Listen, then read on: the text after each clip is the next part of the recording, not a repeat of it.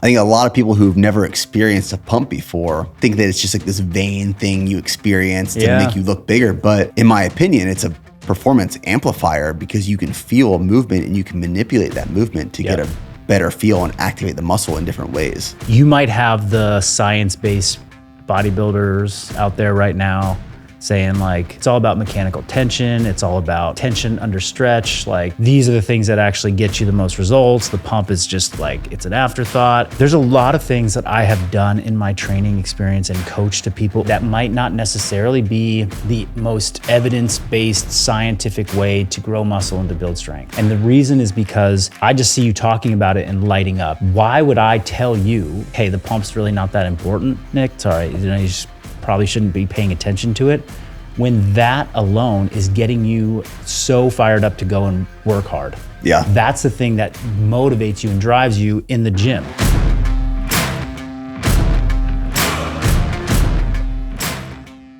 All right, so today on the podcast, we have fitness legend, Marcus Philly. What's going on? And I'm just getting to catch up with you a little bit, feeling pretty fortunate, blessed to be here at BPN and getting to finally do this in person. So you've been spending the last couple of days here in Austin. Yeah. What you been up to? Came down on Thursday with my wife and we did an event for Siete Foods. I saw that. Yeah, I saw that. Yeah, that awesome family. We did like coach their staff through workout at their headquarters, then had like a community event. They hosted like a breakfast, barbecue type thing. Got a couple friends, 2 different couples that we know here in town that are like close friends from over the years. Couple that went to our wedding 7 years ago, and another couple that we've kind of gotten to know over the last couple years. And we just spent some quality time. My wife headed home 2 nights ago, and I just hung around so that I could, do podcast and get a little bit of time with some friends. It's a good city. Yeah, great city. We got here, and that's like my wife and I have both been here separately. We hadn't been here together. So it was fun to just like be with my partner and cruise the city and just look around and see it through each other's eyes. And we were both just like so blown away by how cool and like hip and like familiar it felt from being from like the San Francisco Bay Area. There's like a familiar vibe here in this little island within Texas. Well, part of the reason is that they're all moving from San Francisco. Which I know is a little bitter Austin. point for a lot of people here, but yeah, it does make it feel more familiar. Well, I know I've heard you talk about before, you're a foodie.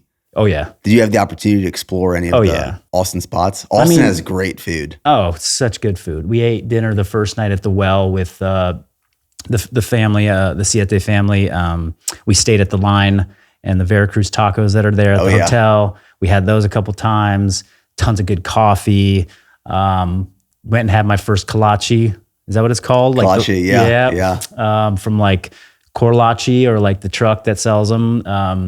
And we got some Terry Black's barbecue. We kept it kind of simple. I have to. Yeah, it was close to, we were at Barton Springs on Sunday, which was a whole scene. And yeah, there's so much good food. And like when I'm traveling, it's like, I've got room for like a pretty nice breakfast and a pretty big dinner. And there's really not room for like many more meals. Otherwise I'm just like stuffed and I feel terrible. So I was like, okay, we got 3 days together. That means 6 meals. How do we max out on like the best food possible here in Austin? Yep. But yeah, such good food. Well, that's what we do when we travel, me and my wife and friends and family is I want to try the foods from chefs who are local to that area or who have traveled in and use ingredients and items from that local culture or area, and just really like submerge myself in trying the best spots and the best food and the best ingredients. Yeah, we were just in Sweden a couple weeks ago doing some work out there with Aleko, and like I kept sharing this like sort of message of like, food is culture. It is like, we talk about it so much from like the perspective of health and wellness and how you have the tool to transform your body in the way you want.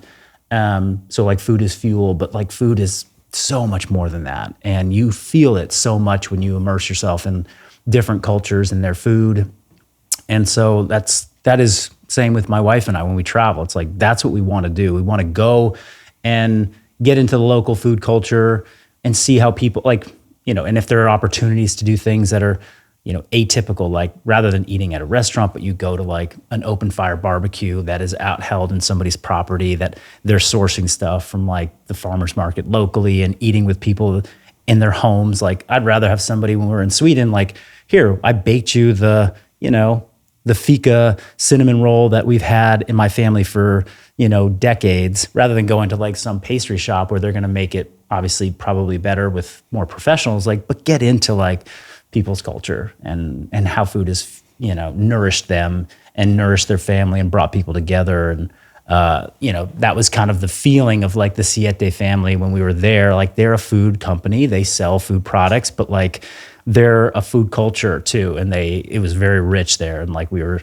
eating, and they were preparing big meals for everybody in their kitchen. It was rad. I remember when Siete really just came onto the market. Mm-hmm. This is before me and my wife had our daughter, and we used to always make these different dinners in the evenings. We had like our go-to dinners, but we'd always experiment and try these new things. So we go to the grocery store on the way home from the office or the gym, and we get all these ingredients we would need. And we'd always like snag a bag of the Siete nacho chips. Yeah. And we just like open it up as we're making dinner. And by the time dinner was done, we finished the bag of these Siete nacho chips. When we did that for, months, the amount of bags of those chips we've crushed. I'm a huge fan of their cassava flour tortillas. Like those are my go-to tortillas now. Oh yeah, nice. Yeah, two of the meals that we had out were like the restaurants use their tortillas to make their tacos, or as part of their menu. It's pretty cool. That's to see. Super cool. And then like we said goodbye to them on Saturday after a really special event, and like afterwards they all had their kids that were the same age as our kids playing, and it felt like, oh, this feels like home. We went to like Whole Foods to grab some snacks, and it just like, when you're like around something and it's in your awareness, you start to like be very aware of how it's showing up in other places in your life. Like we walk into the store and I'm like, oh my gosh, like look at how much their brand has really like taken over all the aisles at Whole Foods, because they've got sauces, they've got chips, they've got tortillas, they've got all these different, like they've got sweets, they've got cookies. And I was like, oh, that must feel so amazing, as this like family that started from, nothing, just like, hey, we have an idea. And now they're making like a cool impact. So are they from Austin?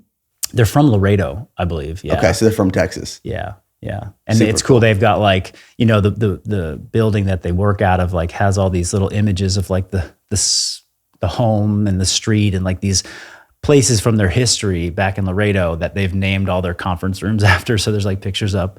That's really cool touches. Yeah. If you ever get a chance to go over there and connect with them, I'm sure they'd love to make more connections with other businesses around here. They're very fitness forward. Like they've been like all in the CrossFit scene for a decade or more. And that's how they knew of me and how we connected. Yeah. I love what they're doing. Their products, their ingredients, their branding is from like a person who respects and appreciates brand.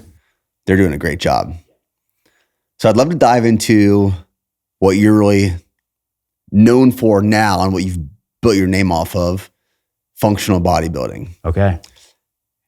And what I really want to dive into is like that bodybuilding component of functional bodybuilding. One, I'd love for you to describe what functional bodybuilding is.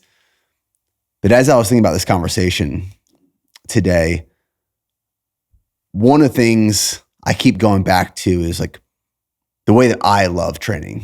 Yeah. How my training has evolved over the years through my time in the military. And I experimented with CrossFit a little bit, but the Olympic lifting just like humbled me very quickly. And I realized that might not be my place. Yeah, it's a deal breaker for some people for sure. And I dove into, endurance training, which I do a lot of right now. But bodybuilding has always been the foundation of all of my training. And it doesn't matter what I'm training for, I always incorporate these traditional bodybuilding movements. I believe that's one way that I've built my physique. I've mitigated risk of injury as I've cross-trained and done other things. But also I love it. I love the pump. I love the feel. I love the aesthetic benefit you get from it, but also how it aids in performance. Yeah. So I love this whole concept of. I mean, you're speaking my language so much right now. So much. I've heard some recent conversations you've had in podcasts, as I was preparing for this one, talking about how like you have this great love for weightlifting and barbell movements, but you're not afraid of machines. And there's these different audiences and demographics and sports who are afraid of machines. And right. I'd love to just dive into what is functional bodybuilding to you. Sure. Yeah. I mean, so many of the things that you just said are like, they parallel with how I feel about training, and my evolution in training too. And, even before diving into it, like just had a chance to work out in your gym, and, your gym is like the embodiment of functional bodybuilding in a big way. I was hoping you appreciated the way we set that up. Oh, I mean, it's very much how we set up our facility. It's like, somebody that walks in who's like a CrossFitter would be like, oh, this feels like a CrossFit gym because there's a rig, there's wall balls, there's all the things you might use for CrossFit workouts. There's the assault bike, there's the cardio equipment. Then somebody who's like into strength conditioning who wants to like power lift or Olympic lift, like you got Olympic lifting plates, you got Eleiko plates, you got nice barbells, you got heavy weights, there's a turf to be pushing and pulling sleds. And then that's all next to a whole fleet of arsenal, strength equipment. You've got pec deck, you've got leg press, hack squat, leg extension, leg curl, a whole cable system. You've got benches, you've got a rack of dumbbells that goes up past 50 pounds. Like it goes up to 150. There's training implements and tools in there that could really suit a whole variety of disciplines of training. And to me, functional bodybuilding, those two terms like functional training and bodybuilding next to each other was my way of being like, hey, we're inclusive of everything. Because I'd spent a long time in CrossFit where I think a lot of people in that community for a long time were very like, no, this is how you do it. And anything else is like, we don't do that in training. I recall periods of time where bodybuilding was certainly looked down upon by the community I was a part of. And we would, poke fun at like, oh, you're just doing curls. Like, what's that? That's not functional, and deep down, like it never really resonated with me too much because I had come from prior to that, I'd come from a bodybuilding strength training background with Charles Poliquin as somebody I looked up to and his German body composition programs, and which were bodybuilding composition, like change your body through weight training programs. Which I valued a lot and obviously gave me a huge base of like strength and muscle development, muscularity that allowed me to be successful in CrossFit early on. So when I had retired from CrossFit as a competitive athlete, it was a blast and certainly a fun way to train for a bunch of years. And I loved the sport. I loved coaching it. I loved owning my gym. But I also realized that was like a pretty narrow look at fitness. And rather than be like, I don't want to do that anymore, it's like, I want to include that, but I want to expand upon that for a lot of the reasons that you just stated. Like bodybuilding is really fulfilling to a lot of people. It gives them an opportunity to like look at training for physique. Like people want to look good. Okay. Let's not deny that. Let's also recognize that bodybuilding is not just a sport of like competing on stage with the best physique. It's also a set of principles that can really aid people training for other sports, whether it be endurance training or CrossFit or something else, even ball sports, like controlled contractions through a good full range of motion help build soft tissue, connective tissue, and make joints stronger. And so, bodybuilding is a great way to make people more resilient to life and to injury. So to me, that is like functional bodybuilding helps me to capture a lot of different disciplines because I didn't want to be stuck in a box as a coach. And I certainly didn't want to be stuck in a box as an athlete. And I knew that the rest of my life of training and coaching beyond my time deeply dedicated to the brand of CrossFit was going to be, I wanted to explore a lot and I didn't want to have a label. And so that's what took me down the path and starting to develop, the methods of functional bodybuilding. Yeah, I feel like the lines between different modalities of training are disintegrating, or they're getting a little blurrier than they used to be. Yeah. Where it used to be, if you're a power lifter, you're just doing your compound movements. Yeah. and you laugh at higher rep ranges, or you laugh at running or cardiovascular training in general. And there's CrossFit, like you said, where like there's these lines, there's these left and right limits where there's not a respect for the bodybuilding space. Yeah. Or maybe even like strictly endurance space. And you have bodybuilders who also have their left and right limits. But I feel like people are starting to remove those lines, and the different modalities of training are becoming blurrier, and people are understanding you can apply all of these things. That's the way I train, is like applying all these different styles of training for different goals and seasons and what you're enjoying, what you're not enjoying, but they all have a time and place based off of what you're trying to achieve. And I think that's the first question, is what are you trying to achieve? Yeah, I mean, it's like you saying that is, I think it's so true. And I think, you deserve a lot of credit in the fitness space for the reason lines are starting to get more blurry and kind of come down between disciplines is people are seeing examples of individuals who are really pursuing multiple disciplines at the same time and doing them all well. It used to be thought, right? Like you can only do one discipline well, and if you do something else, you're gonna detract from your, lose your gains kind of deal. It's like, you as a hybrid athlete who's like doing it amazingly well in different disciplines, like, oh, okay, yeah, I can do that. I think CrossFit athletes did that for a number of years too. It's like, oh, you can be elite at weightlifting, and you can have a huge engine, and you can walk on your hands and do this. I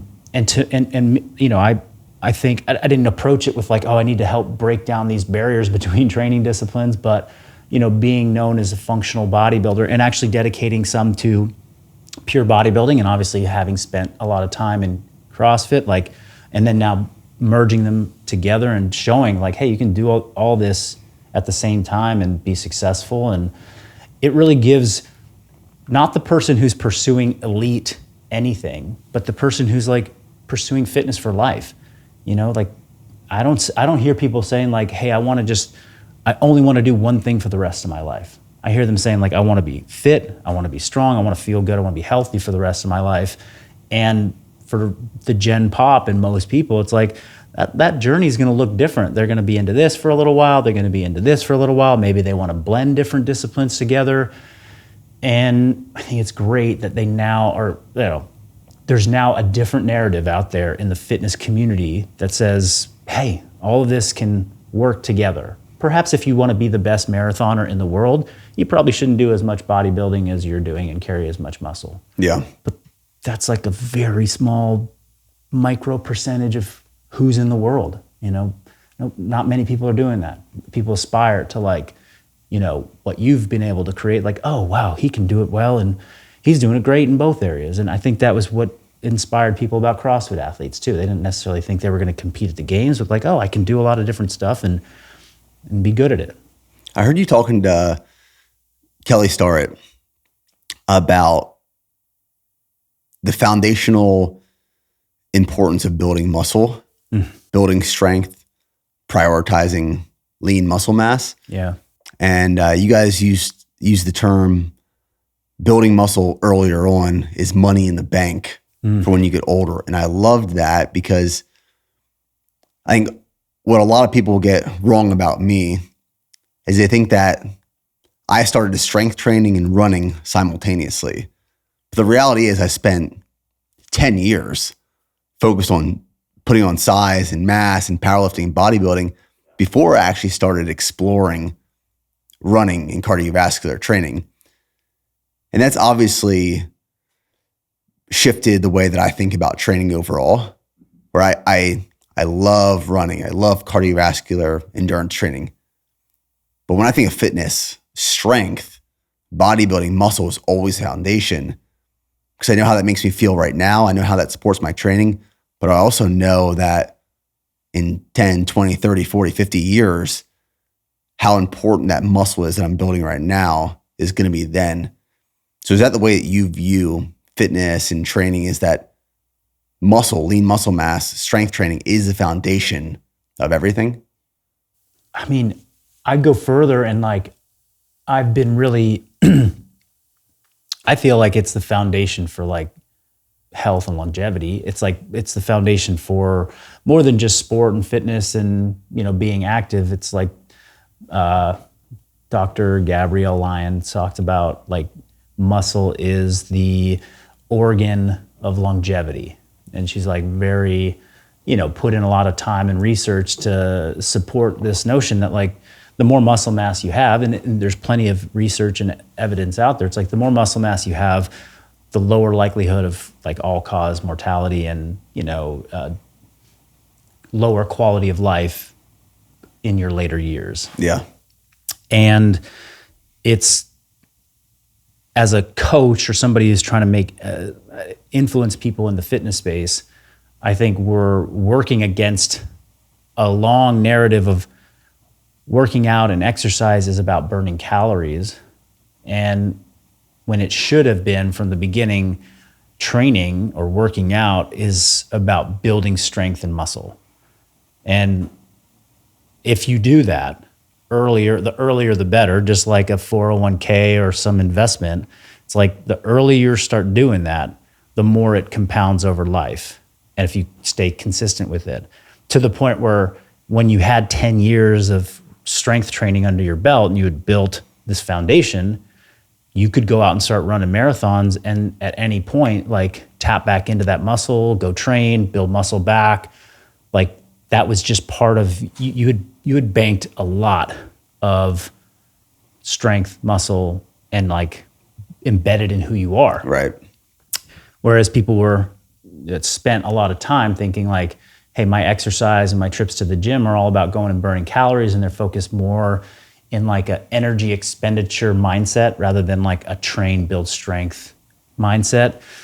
They don't have that banked up over 10 years, and now they're just still fighting against the same challenges of not having a robust musculoskeletal system, which means a robust metabolism. And they're a little bit behind the 8 ball. And then it's like, okay, now I'm 40 and I'm finally becoming aware that strength is important, muscle mass is important, it's going to be important for my longevity. Now they're going to start trying to put that muscle on. I mean, there's never a bad time to start. Mm-hmm. But if you can start early, then that is massively, massively important for your future. And when I'm like thinking about my kids who are 5 and 7, I'm like, okay, well, I want you to explore whatever you want in movement and activity and extracurriculars, but let's carve out a place and let's hopefully set an example that, like, mom and dad, we lift weights to stay strong and we've been doing it for a long time and you see us doing it all the time, and let's get you to make that a part of your early years so that you set this foundation. That's what I love about having a home gym, is that we're in a rental right now, mm-hmm. as we're waiting for our house to be done. And one of the first things I did is I went to Tractor Supply, got a bunch of horse stall mats, put a rig in there, some cables. And my daughter's always just hanging out in our home gym. Yeah. I mean, she turns 2 next month. She's not training, but she's just around equipment. Just seeing it. She sees it. She sees my wife getting on the treadmill. She sees me, using the weights. So she's just exposed to that early on, which I think is really important. Yeah, our kids, we've implemented something in the last like 12 months where we have back home, we have a home gym, which has really got everything you need. And we also have like a gym, which we just use for our content, and where a couple of my employees that work with me make all of our, short form social media stuff, and we work. But on the weekends, we invite all our kids, friends, parents, and people locally that we've known over the years in and out of the gyms that we've run for, the last decade. Hey, come and let's do workouts together.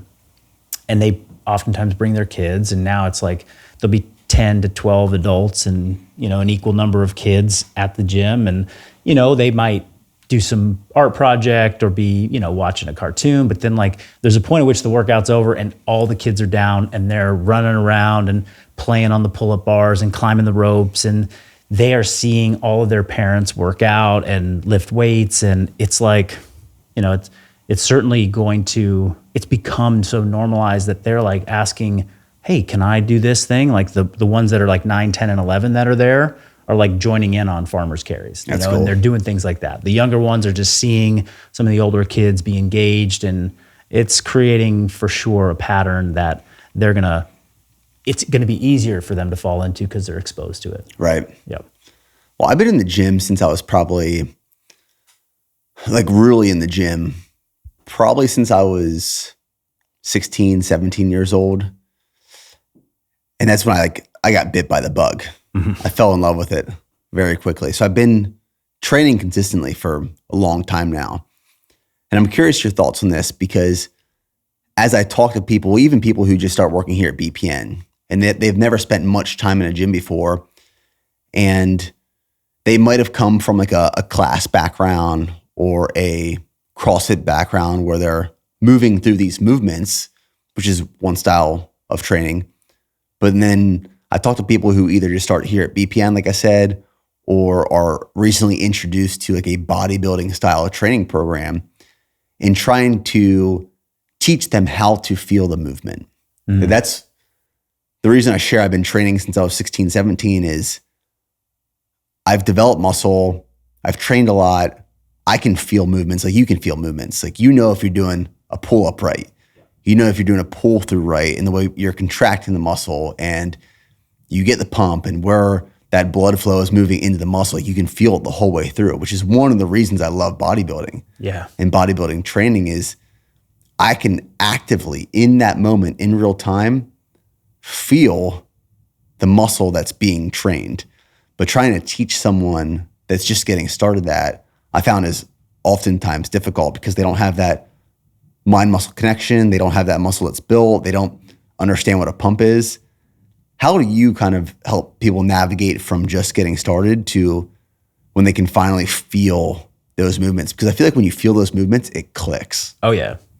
Well, man, a lot of thoughts come up. Number one, that is why the first, call it 6 to 7 years of my training were so impactful on me too. It's like I started at 13 years old. I got my first Gold's Gym membership and would go there with my brother. And, you know, he was a little bit older, and when he could drive, then he would drive us to the gym, or when he wasn't old enough, my mom would drop us off.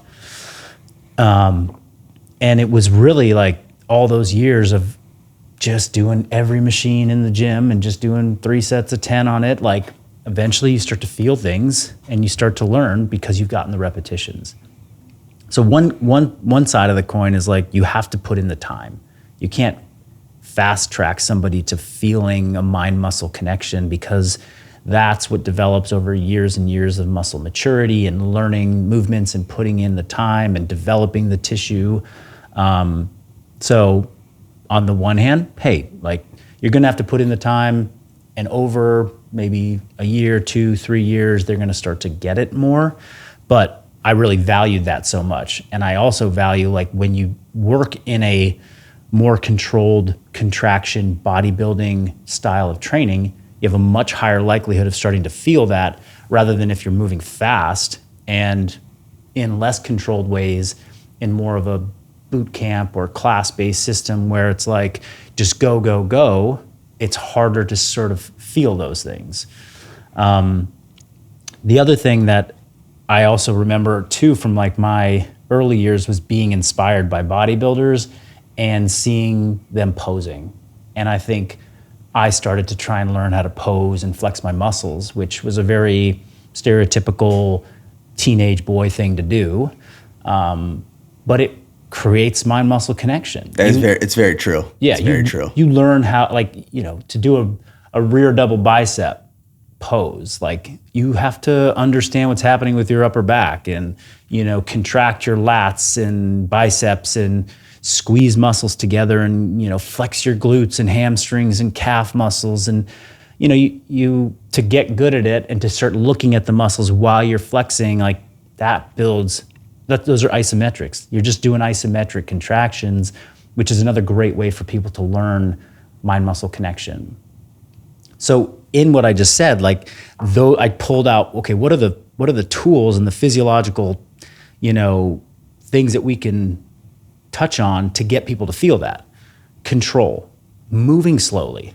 That is huge for people. When they move fast and they get on a machine and they just rip on it, there's very little mind-muscle connection and feeling of a pump and knowing which muscles to contract.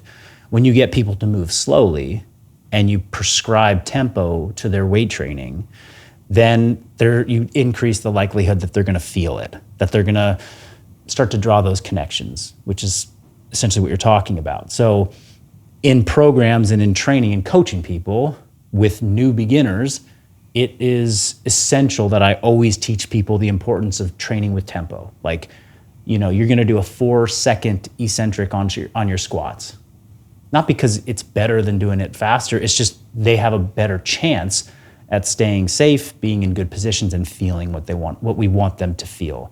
Because we want them to connect to what they're doing. So more slow eccentrics for beginners, and then utilizing isometrics a lot, which as you get advanced, both of those things generally people stop doing them as much. It stopped becoming as important.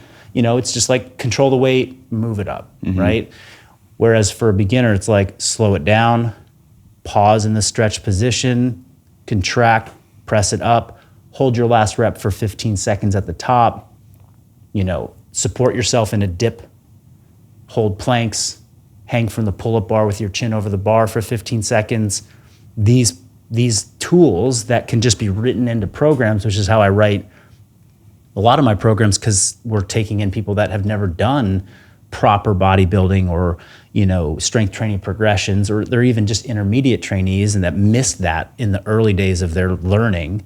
These are really powerful ways to coach people to get it sooner than we got it, because it took years for us to really feel it all. Right. And there's levels to it. Of course. When you have those, I'm thinking right now as you were explaining that, I had a workout earlier this week. It was the chest workout. And it's one of those ones from the first set you do, you can feel everything throughout the movement.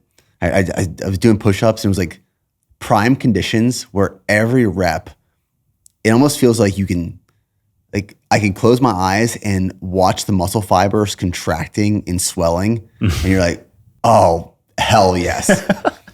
Yeah, well, that sounds like Arnold in Pumping Iron right there. For real, yeah. Yeah, and he's not lying. No, he's not. And most people will probably not ever get to that point where they appreciate that level of visualization in the training. But it is special for those of us who get it. And I mean, I kind of felt that way too today. I jumped on that chest press, Arsenal chest press machine, and I'd never been on that particular machine, and it just set up perfectly for me. I was like, wow, first rep, this is working really well for me. Well, you can tell Arsenal was made by bodybuilders. Sure. Because those machines hit so well. I love going to some of these older gyms, and they have the old pre-core machines, and some of those older machines, just the leverages and the way they move hit the muscle so well. That's why I love chasing a pump in the gym. I will do things to set conditions to get the best pump ever. Yeah. I'll strategically place carbs and sodium and use pump ingredients around a workout. Yeah. And if it's the right conditions, here in Texas, you get some heat, some humidity. It's all this cascading ingredients for the best pump ever. But I can feel every contraction. And I think a lot of people who've never experienced a pump before think that it's just this vain thing you experience to make you look bigger. But in my opinion, it's a performance amplifier, because you can feel a movement and you can manipulate that movement to get a better feel and activate the muscle in different ways. There's two things that are coming up for me as you're talking. Number one is that you might have the science-based bodybuilders out there right now saying the pump is just it's all about mechanical tension. It's all about, stretch, tension under stretch. These are the things that actually get you the most results. The pump is just it's an afterthought. There's a lot of things that I have done in my training experience and coached to people, or at least valued and appreciated, that might not necessarily be the most evidence-based scientific way to grow muscle and to build strength. And the reason is because I just see you talking about it and lighting up and being so stoked on it. So why would I tell you if that was true, like, hey, the pump's really not that important, Nick, sorry, you just probably shouldn't be paying attention to it. When that alone is getting you so fired up to go and work hard. Yeah. That's the thing that motivates you and drives you in the gym. And that's true for a lot of what I do with my training programs. It's like we might implement kettlebell complexes, for strength training and some movement variety. And someone's like, some keyboard warriors like, well, that's a waste of time. You should just go and do single arm presses, or barbell presses and a lat pull down. And I'm like, but there's a lot of people that get fired up to go and train with kettlebells. Even if it's not the best way to build muscle, even if it's not the best way, like forget the best way to do things and focus on things that people aren't excited and inspired to do that are going to get them to show up consistently and give some hard work. And if it's the pump and people are into that and like getting your salt right, getting a little pre-workout, getting the right pump, supplement, the right temperature, getting them sweaty, like turning the fan off for a little bit so they just start to get, that heat going, like go for it and make that a priority, because that's what's, and flexing in the mirror, like whatever it makes, whatever works for you. The other thing that I thought about was truly to the pump is, and I talked about this yesterday with some guys. I said, when the question was like, hey, I'm kind of new to training. Like I've never done anything. I'm kind of like in that 45, 50-year-old who's just starting from zero. Like what's important to me? And I started talking about the importance of just doing basic full body strength training. And they're like, oh, you mean I shouldn't go out and like run and do something else? And I'm like, hey, there's nothing against that. But your body composition, you want it to change. Right now you've got some like, you're carrying more body fat than you want. You haven't seen your muscles in a while. Like you don't know what's underneath there. The quickest way for you to connect with that is to go get a pump. Even if you've got some layers of body fat on you, you go get a pump on, your tissue's gonna swell. You're gonna feel your skin get tight. You're gonna see a bump where you didn't see it before. And it's only temporary. The pump's gonna go away in, a few hours, maybe 24 hours. But for now, you feel it, you see it, and you're like, oh yeah, there's something in there. There's something that I know is coming soon if I stick to the plan. It's almost like instant gratification for somebody who's starting training, because everyone needs a little bit of a quick result to stay motivated. And if they're going to the gym and they do a pump, a pump session or something that's like conducive of getting good blood flow to their muscle, then versus like doing ones and twos on, a heavy lift, but you give them something that gets them set up for that. They're relatively new to training. They still are carrying too much body fat, but they're like, oh wow, I'm feeling that. And that is like highly motivating for somebody who's relatively new. Yeah, I heard Huberman and Galpin talk about this. Oh, okay. On that 6-part series they did. Yes.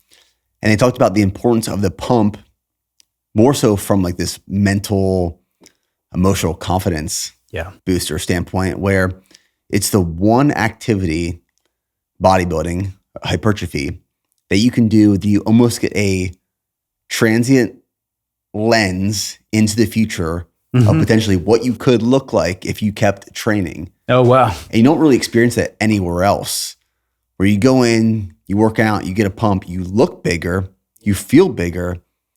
And it's this connection of, oh, this is what I could look like with 5 more pounds of muscle. Yeah, that's that's exactly what I'm talking about. It's cool to hear that, other people are explaining it in their own unique ways. And it makes me go back to when I was, when I was 14, my brother was 16 and he's driving and we're going to the Gold's Gym together. And we had this pickup truck, which was awesome at the time.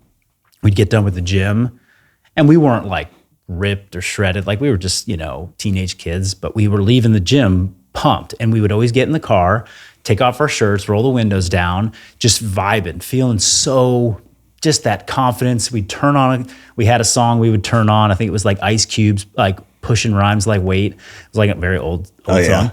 But we would just like we'd be feeling so confident and so good. And just like that, I remember those memories were like, yep, like, I want to go back to the gym because I'm feeling this right now, even though I don't see the, I hadn't realized my actual potential yet, but I could feel something was coming. Oh yeah, one of my favorite things to do, like before we started recording this episode, I was telling you, come in this gym late at night, garage doors up, music blaring, that drive back from the workout to my house, windows down, humidity rolling in, AC blasting. It's just like it's a different feel. And the only way to experience it is post-workout. One of the things you were talking about, doing things, even though they might not have all of this evidence that supports it, but you enjoy it and it works for you. Mm-hmm. I'm a huge believer in that. And you also made a comment about, people kind of challenging some of the things you're talking about. Same thing with hybrid athlete training, for example. Oh, yeah. I've been talking about hybrid athlete training for the last couple of years, and there's been a lot of criticism, pushback. Not even like you can't lift and run, but hey, hybrid athlete training is just fitness.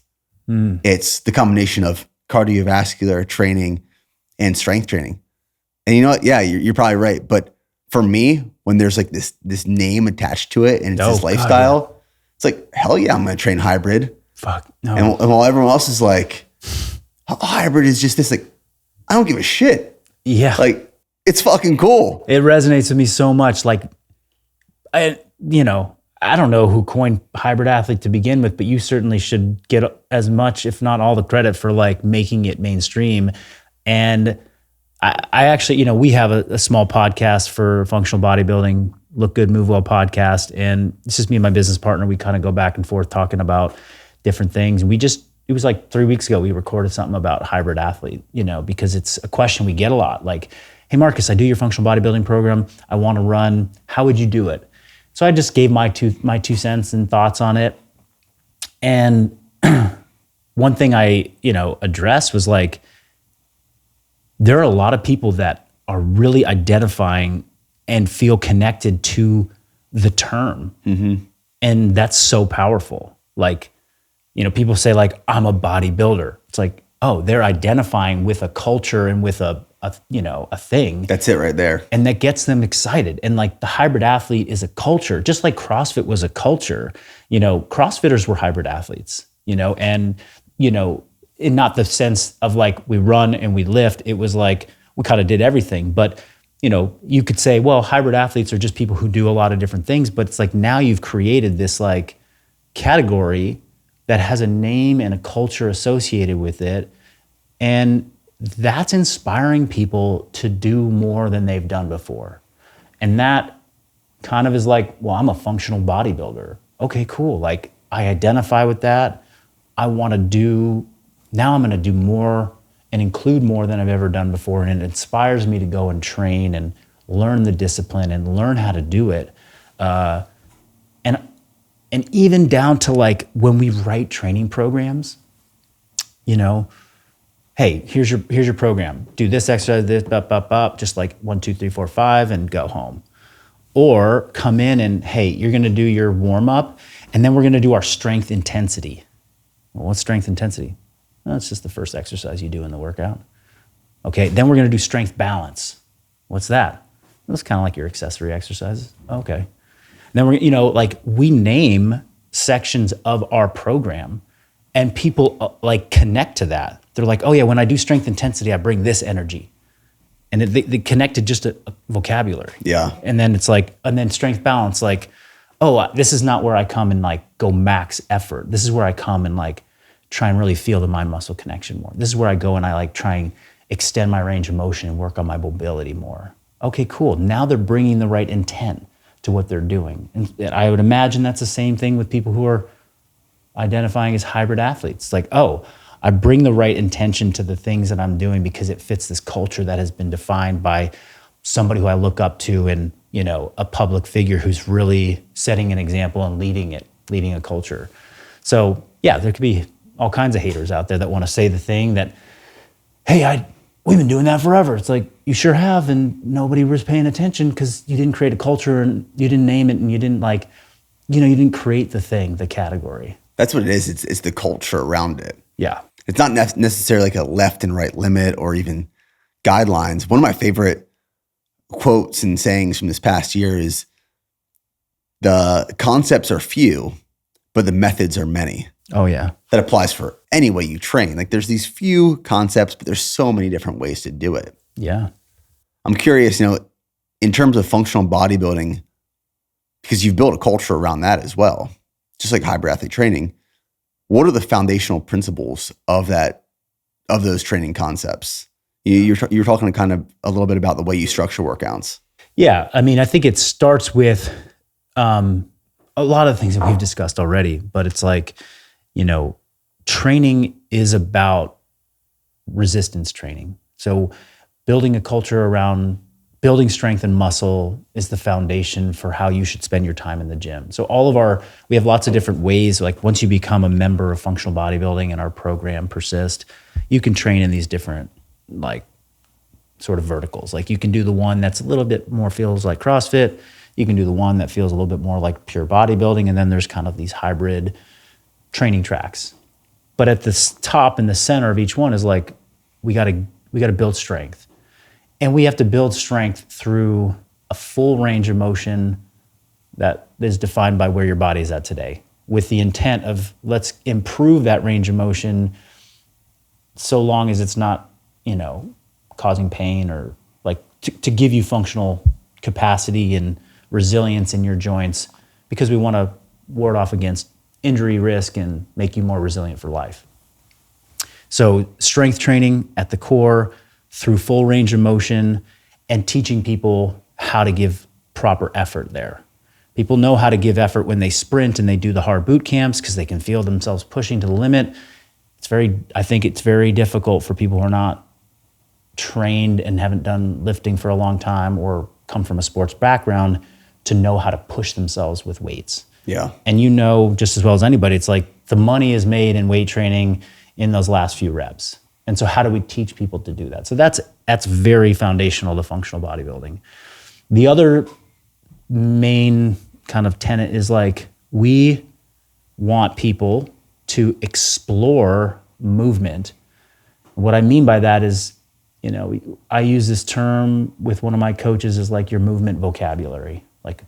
How broad is your movement vocabulary? Are you really narrow? I know how to squat, bench, and deadlift, and I don't really know how to do anything else outside of that. Or do you have this wide movement library that you can select from, and your vocabulary is really big? I can do a Cossack squat. I know how to do a version of a pistol. I can do push-ups, but I can also do kneeling presses, and I can do landmine work, and I can do, vary the implements, vary the patterns, vary the way that you can move in space. So with that, builds people's confidence. I'm capable of doing a lot of things. It allows them to not lose interest, stay engaged in the training. And this is one that I fight against a lot with comments. It's all you need is these basic movements, just do them every day for the rest of your life and you're gonna be fine. It's you're right, but you forgot the part where you have to do them for every day for the rest of your life. And a lot of people aren't as dedicated and as neurotic about training as you are, and they want to keep it spicy. Just like people don't want to eat the same 4 foods for the rest of their life, they want to be able to have some variety. It's same thing with movement. So yeah, let's select the movements that are going to be the foundation for building range of motion and getting super strong and building muscle. Those might be your core exercises, but let's also include what I called that strength balance section of training. Let's explore movement and really do different things. And I think that was something that a lot of people resonated with my content in the early years of me building functional bodybuilding, where they're holy shit, I see Marcus doing a new exercise every day. There's a new way of doing this and that. And geez, we've got 2,000 plus exercise demo videos on our YouTube channel, and that's not even the full comprehensive list of what we can do. When you start to use your imagination and you take the basic movement patterns and start to explore new implements and positions and things like that. I'm not saying people should do 2,000 exercises in their training program. That's just too much. but sprinkling in variety that gets people to move in new ways is really powerful. So there's strength, there's exploration, and then there's conditioning. There's a true element of like, you have to train your heart, your cardiovascular system. And because I have this really big background in the methodology that really gave name to the like mixed modal training, CrossFit, like I did every combination of movements you could imagine for years. I felt what it's like to combine all the patterns with cardiovascular fitness, like modalities like running, rowing, biking and skiing. Like I've done it. I know what works, what are powerful movement combinations, and how to translate that into aerobic training for people that incorporates weights. I feel really uniquely qualified to prescribe that and show people, hey, this is how you can do it in a safe way that's not too complex. You mentioned Olympic lifting being a barrier to you doing CrossFit. It's a barrier to most people doing CrossFit. And if we can remove that and then select the right exercises to build those types of circuits out of, some of the circuits that I saw on the whiteboard out in your gym of like 30-minute AMRAP of ski, push the sled, farmer's carry, strict pull-up, like that is a perfect example of taking simple movements and making cardiovascular training out of a mixed modality type of scene. 20 years ago, nobody was doing that, or very few people. Now, a lot of people are doing it because they've seen it in versions through CrossFit for 2 decades. And so that is something that is a big part of functional bodybuilding training is we strength train, then we explore movement. We strength train through full range of motion. We explore movement and build a movement vocabulary. And then we condition intelligently with mixed modal training that isn't putting people at risk with highly complex exercises, but it allows them to kind of mix modalities that they've become accustomed to liking and enjoying and getting a bit more efficiency because they don't have necessarily 90 minutes to go out and run 4 days a week. One area that I'm trying to improve on right now is my movement vocabulary. Yeah. And improving that. I think coming from like a traditional bodybuilding background, there are these movements that I know and I love and I will always do. And then being a runner, loving running is you're running. Yeah. That's it, right? Recently, I've actually started incorporating more Metcon style workouts, sled pushes, sled pulls, wall balls. We'll do these different circuits here in the gym. Mm-hmm. And what I've found is introducing these new movements, I'll feel those the next day. Mm-hmm. Joints hurt that normally never hurt. Muscles hurt that normally would never hurt. So I realized that I have weaknesses that are being exposed by these different stimuluses that I don't typically train on a regular basis. So one of the things I'm actively trying to do right now is increase and improve my movement vocabulary. Yeah. Because like most people, I know my strengths. Mm-hmm. I stick to my strengths. Yeah. I know my weaknesses. I avoid my weaknesses. So now I'm trying to be patient in my weakness to turn those into a greater strength. And that's like, that's the art of coaching clients is like evaluating where are your strengths and where are your like biggest opportunities to grow and helping, you're kind of arriving at this on your own where it's like, oh, I see that these are areas of weakness or opportunities to grow, whatever vocabulary you want to use there. I like opportunities. Yeah, opportunities. But you're like, okay, you're drawn to want to bring them up. But the strengths that you have are powerful. Like that is, I help people identify what are your strengths. Don't turn away from your strengths to just focus on weaknesses. You keep leveraging those strengths, but know that the opportunity to grow those strengths is very small in comparison to how much you can grow in these other opportunity areas. And when those come up, you will likely see the strengths even progress further. So I love that you're spending and we're making room to spend time to develop those. And movement, the way that you're talking about like incorporating and exploring new movements, you found a way to build it in to something that feels aligned with you, which is like conditioning circuits. Great. Like now you know, hey, I'll go for 30 minutes. I'll just grind for 30 minutes. I'll put in a couple simple things. And then maybe right there in the middle of it, you throw in a kettlebell windmill. Like, a twisting kind of yoga with weights type of movement, which I imagine you don't do a lot of windmills. No. And you're going to have to slow down a little bit. You're going to have to use a light kettlebell. You're going to have to feel like, oh man, I feel my QL getting stretched out like crazy. This is kind of awkward. My shoulders, feeling a little unstable. And then you go right back to pushing the sled and doing a 400-meter run in between and doing some pull-ups and maybe a few burpees. And then you slow down, you do some more windmills, right? And it's part of this circuit.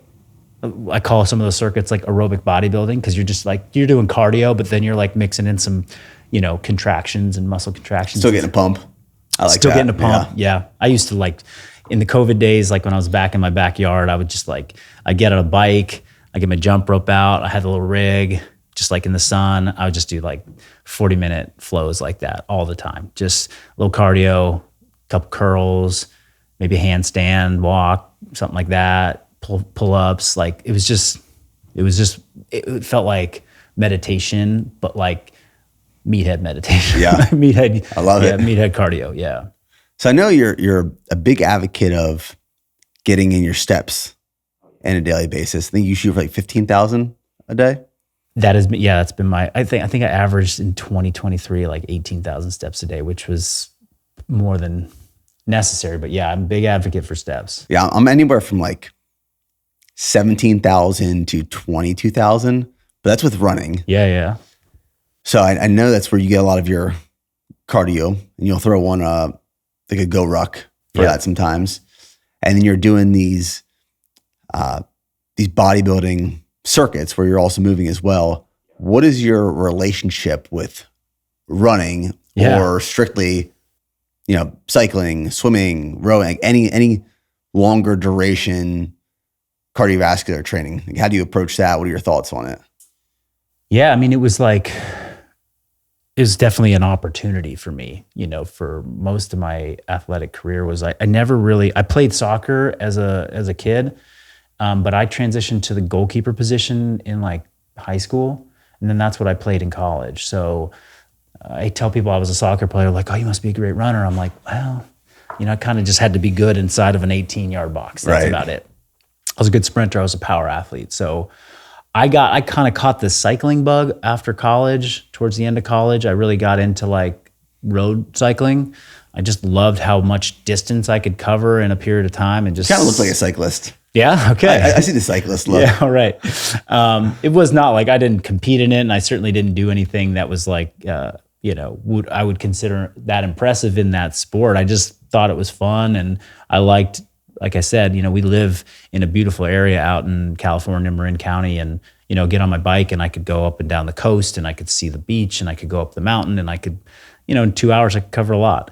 So that was really like my only like focused endurance period. And then I got into CrossFit, and CrossFit in the early years was hugely aligned with power. It was like maximal lactic power, energy systems, like 2 to 3 minute metcons that you just go hard. And it was not the sport that it is today, and that heavily incentivizes people to have a massive aerobic base and engine and be able to do things like running and swimming and rowing for distances, but also just like do the thing that we just talked about, these like circuits that last a long time but happen to include 300-pound jerks. It's like just build this big engine. Yeah, huge engines. So I started out being kind of perfectly aligned to it. That was like my essence was the power. But then the sport started to evolve, and I wanted to compete, at the highest level. And I had to learn like how to be an aerobic athlete. And I had a coach that was like helping me. And I learned zone 1, zone 2 cardio, just the basics of it when I was like in 2011. I was on the Airdyne for 60 minutes every day, rowing 10 to 15K a day at, moderate paces that kept my heart rate under control and just putting in the time and the mileage and the reps. And then that was kind of, those were the modalities I felt comfortable with and didn't put a lot of strain on my body, because I didn't have great running mechanics and I didn't have a history of running. So it was like, well, if you do all this aerobic training on your feet, you're going to be pretty beat up and you're not going to be able to do as much in the gym training. So I kind of avoided it until it became such a glaring weakness in my CrossFit sport arsenal. I was like, okay, well, you want to go to the games, you want to do well at regionals, like you can't not be a good runner anymore. So then it was like, okay, take what I've learned about building aerobic power and aerobic endurance and translate that into running. And so started to build up some running, into my training. And I did a lot of that along with swimming to be prepared for the sport. And then once the sport was over and I was like done with that, I just didn't feel that called to do, a lot of like endurance training. I was in the gym and it was about raising some young kids, starting to build my business and being efficient with my time. And because that wasn't like my essence, I just kind of steered away from it. And then in the last couple of years, I've just sort of been like, I want to, this is maybe the next evolution for me. I want to be able to incorporate more, get back to some of the endurance training that I had done in the past, not with the goal of running a sub 3 hour marathon or anything like that, but just because I did enjoy it when I gave room for it in my life. And then certainly, the growth and the booming of like high rocks competitions. I was going to ask you about that. Yeah. And like hybrid training, like when my customers, hundreds of people reaching out and like, hey, I want to do these things. Or many of our customers are doing our functional bodybuilding training 3 days a week, and then they're doing endurance stuff on the side. And for me to connect with my customer and the audience, like I like to go and experience what they're doing. Mm-hmm. So that's been sort of like a draw for me too. I got asked by a friend to do the November High Rocks like partner competition, for our age group. And I was like, is it the Dallas one? It's actually the Chicago one. Chicago. I think. Yeah. Cause I'll be 40 and I guess there's a 40 age group. Oh, nice. Yeah. I turned 40 in October.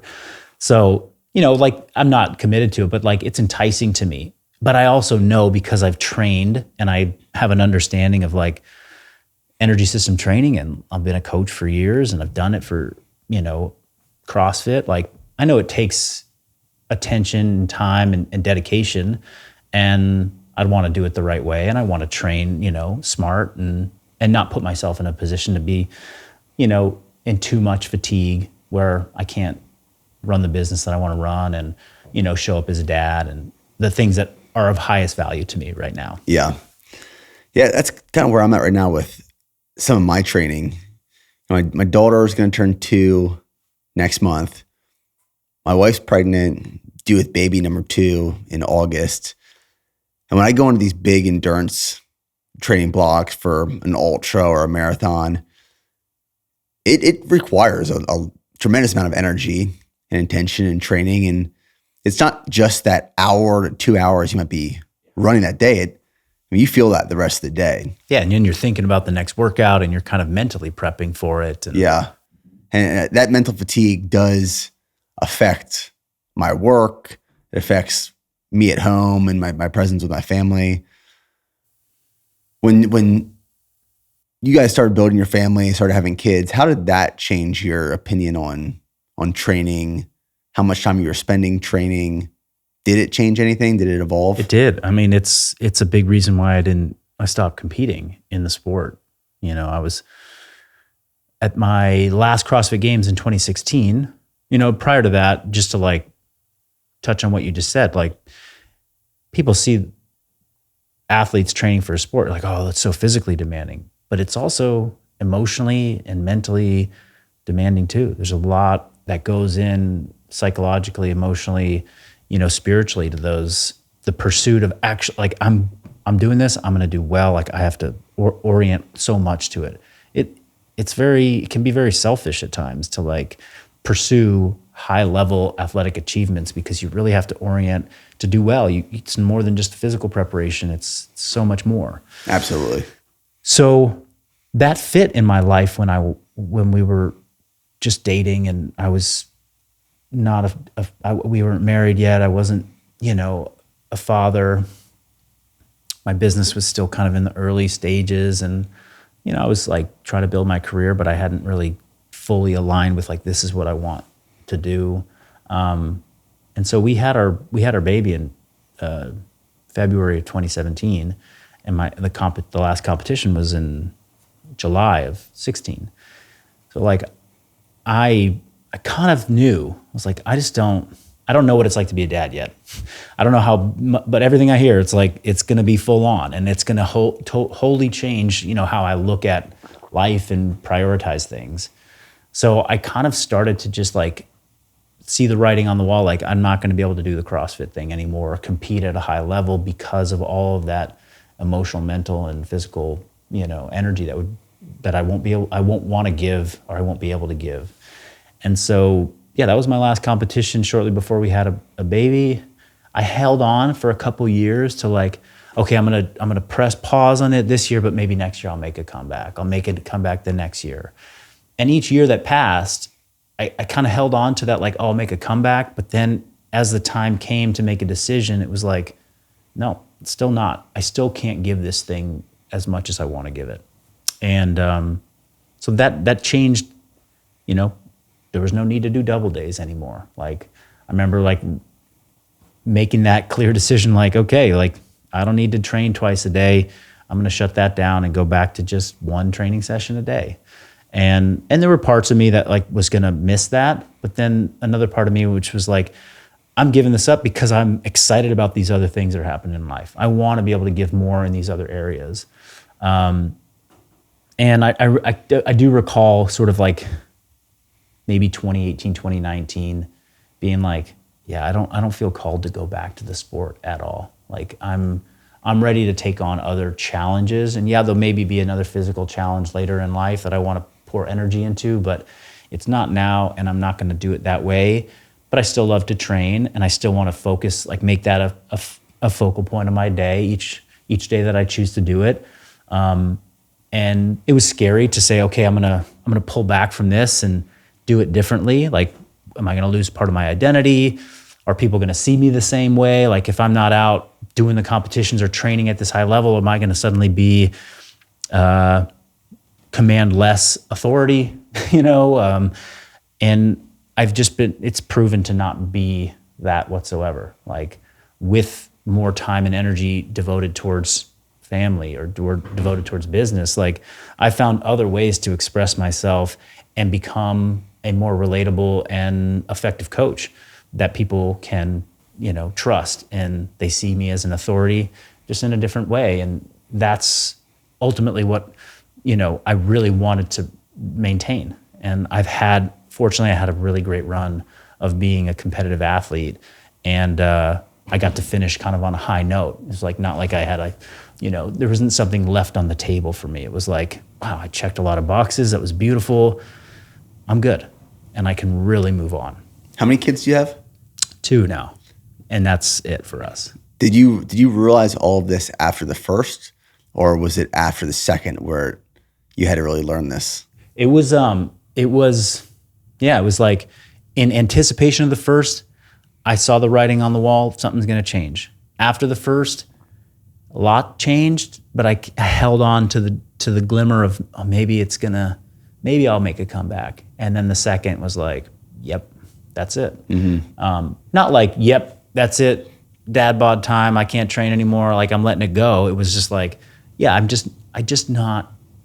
not going to give that extra bit of, like, I want to go and work hard, but as soon as I leave the gym, I just want to not think about it. I don't want to be thinking about the next workout and how to prepare and make sure I optimize my recovery and, get stressed about it. Like, when you get a hard workout coming up to do intervals or whatever, that you get like you get that like anxiety, like, oh yeah, this is going to be hard. And I mean, I recall like, people who know the CrossFit sport, there's the open season is when we do this CrossFit Open, and it can last anywhere from like 4 to 6 weeks, 3 to 6 weeks. And they announce these workouts and you got to go do them. And then you're going to post your score for the whole world to see, and it's qualification steps. And it used to be that for 4 or 5 weeks, I was just like a shell of a human. Like my girlfriend or fiance or wife, at the time, like she just knew, like, I'm kind of checked out. I was a bad coach. I was not a good coach on the floor when I was coaching. I was just all in my head. And it's like that type of anxiety and stress, and like as an athlete, like that part, I want that back. And that I'm going to pour into something else that's going to be highly fulfilling for me, for my family, and for other people. And I know that now, and I can speak so confidently about it because I'm through so much of it, and I felt the win. But if I wouldn't have been talking like this, between baby number 1 and baby number 2. It was fear. It was, what's it going to be like? Oh shoot! Like, how could I give that thing up? And if that's how you're, if those are the thoughts that are going through your head at all, it's like, I get it. Like it's a scary thing because that's so ingrained in your identity, maybe as well as your brand and your whole company and your, who you are, or at least who you appear to be, or maybe people perceive you as, or who you think they perceive you as. But I know that it's like who you are underneath that is so much bigger than, the marathon time or the thing that you're pushing for. Like, you have that inside of you, and you'll channel it wherever you decide to channel it, as a dad or as, the CEO of this company. And anyway. Yeah, I'm writing a book right now. I just finished the manuscript. I've been working on it for over a year now. And there's a lot of things that I've learned with my fitness journey, building a business, getting married, becoming a father. It's not necessarily that I have the answers. It's just I'm sharing what I'm learning along the way, that I'm learning through experiences or from mentors. And one of the things that my marathon coach, Jeff Cunningham, really ingrained in me is that there's a difference between being all consumed and all in. All consumed might be that segment where you're in the open, where all you can think about with every part of your day and your life is the next workout and the stress around it. All in is when you're focused, but it doesn't deter you away from your other life responsibilities. Yeah. You're gonna go crush that workout, but once the workout's done, you're there for your family, you're there for your business. So there's a difference between all in and all consumed, which is something I'm consciously aware of and sometimes battling at the same time. Yeah. And another thing I've learned since becoming a dad is that I think a lot of us who are high achievers and go-getters, like, we build these routines out, and these routines allow us to live a life that is effective and efficient and optimized. Mm-hmm. But then when something gets thrown into our life that disrupts our routine, it's really easy to crumble and want to just even more closely attach to and control that routine. Yep. But what I've had to learn since becoming a dad is that responsibilities will always come before routines. So responsibility over routine. Those are two things I was just thinking about as you were kind of talking about. Those are really evolved, mature notions, and I will admit that, like, I didn't win that all in versus all consumed, battle. I was all consumed by a lot, especially as it got closer to, like, having a family. I was all consumed, and I could see how that wouldn't jive with who I wanted to be and show up for in my family. And there are people that are all in, and they know how to be successful in their pursuits that are highly, like aspirational, very high goals, while being great parents and spouses and partners and friends and, all of the other things. And I admire the heck out of them. There were people peers that I competed against, and some of them did it incredibly well, or at least on the surface. You never know until you're in the house, after bedtime, and you're hearing, what the conversation's like. Yeah. Because people can make it seem like they got it all figured out, but in reality, like there's tension, there's arguments, there's, it's not as pretty. And there's certainly times like that. And in my relationship, in our life, it's like, yeah, we deal with struggles because I'm trying to do a lot of things, and my wife is trying to do a lot of things, and we have kids in the middle of it. And it's like, it's a delicate balance for sure. But the only way to achieve a level of success, like you going to the games multiple times and achieving the level of fitness that you did, there's going to be a byproduct of collateral damage that comes with that. There's sacrifice to get there. Of course, yeah. But you have to decide, are the sacrifices worth it at each stage of life? Like in this season, it was. At this season, I didn't think it was. And then years later, definitely not it. It's definitely not. I was listening to a Chris Williamson podcast months ago, and he had Bill Perkins on there, who's the author of Die with Zero. Oh yeah, of course. I've read that. And he was explaining this story where the takeaway from the story is that you can have everything you want in life as long as you do it in the right order. Mm. So this guy, he meets God. This is just a story, but he meets God, and God says, "What are all the things you want to do with your life?" He's like, "I want to make a lot of money. I want to sleep with 1,000 women. I want to have this job. I want to travel the world. I want to do all of these things." He lists all the things he wants to do in his life. Mm. And God goes, "Okay, you can have all of these as long as you do them in the right order." Mm-hmm. So like you can't get married, have a family, and then go sleep with 1,000 women. Right? Or you could, and that might create some you could. I guess you could.